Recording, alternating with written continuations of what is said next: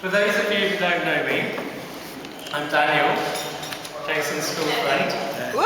Hi! And I'm sharing best man duties today with Tim, Chris, and Matt. Where's Matt gone? Oh no! Where's Matt gone? Okay. I know what you're thinking. We're all school friends. I know what you're thinking. The answer is yes. This is the in-betweeners wedding. So, just in case you get us confused, Tim and I are the lanky ones. Chris is the loud mouth. And Matt's the one in the skirt. Hang on, I'm supposed to be embarrassing Jason here, aren't I? Okay. Before I get onto that, I'd just like to say a few thank yous. Thank you to Lex for choosing such beautiful bridesmaids. To Tony for that great speech. To Lex's friend Louise for helping her choose such a fabulous dress. Louise. To Jane and to Tony and Louise for raising such a beautiful young woman. Woo! You've done such a great job with her. And to Anna and Graham, you did the best you could.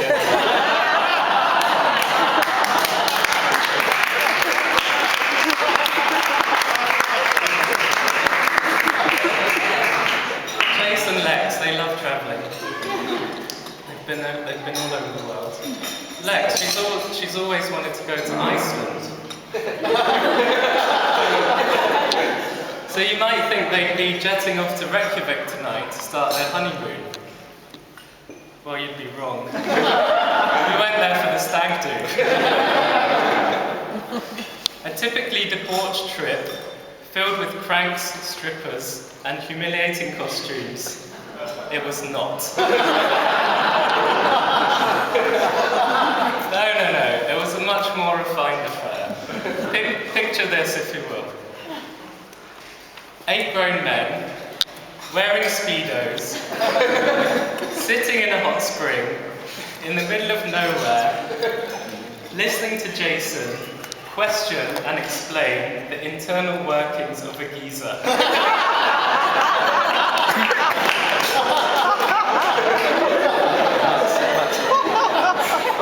Here's the guy in the skirt. On the last night of the trip, Jason returned to the hostel a little worse for wear, to find someone slumped over the bar in an even worse state than him. This person turned out to be someone who you or I would instantly recognise as David James, the former England goalkeeper. Jason got chatting to him, and his first question was, "So what do you do then?"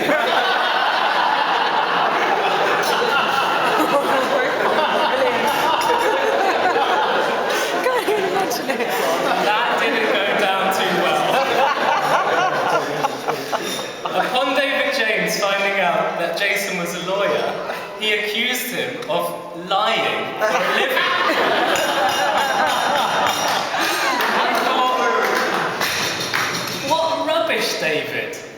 We all know Jason as a man of the utmost integrity, don't we? He would never lie. And then I began to wonder. Take the AA scan, for example. When Jason managed to have my car towed all the way from Paris to Watford after I blew up the engine and had no breakdown cover. Or his GCSE maths investigation. Jason was handed a box full of the entire class's coursework and proceeded to leaf through it, remembering all the best bits. Needless to say, he did rather well in his maths GCSE. Or his first car.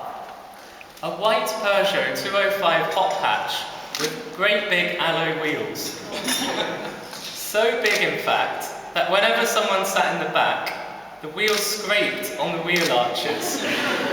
I'm sure that wasn't road legal, Jason. Jason's been a great friend over the years. We travelled around the world together, getting ourselves out of several scrapes, including when we woke up one morning in Mongolia to the barrel of a shotgun pointing into our tent. We've also been on hiking, climbing, and more recently, cycling trips. And I'm very grateful that he still lets me beat him to the top of all the hills. In all seriousness, there's much to admire about Jason. Although he has a laid-back manner, some might say lazy, he's worked hard to get where he is today, achieving everything he puts his mind to. He's very generous, giving up time and money to volunteer for the charity Habitat for Humanity. Jason and Lex met 12 years ago as freshers in their first year at university here in Oxford, and they first got together at the Halloween Bop. Soon after, Jason bought a futon and moved himself into Alexa's room. She hasn't been able to shake him off since.